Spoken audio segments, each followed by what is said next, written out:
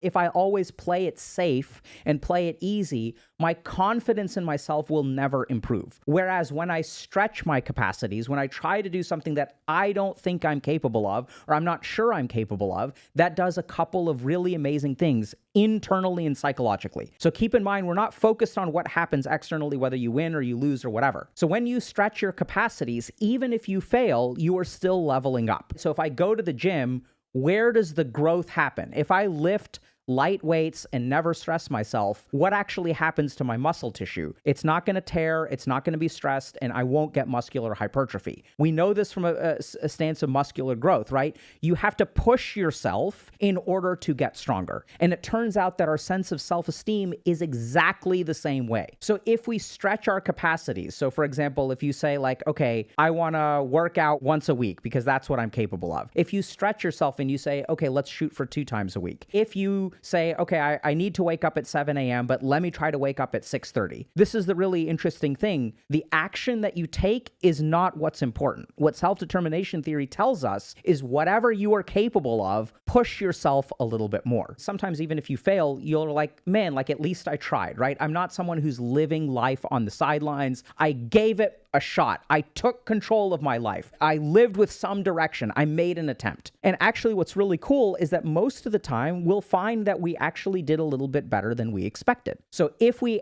stretch our capacities, it will increase our internal sense of direction, meaning, and purpose.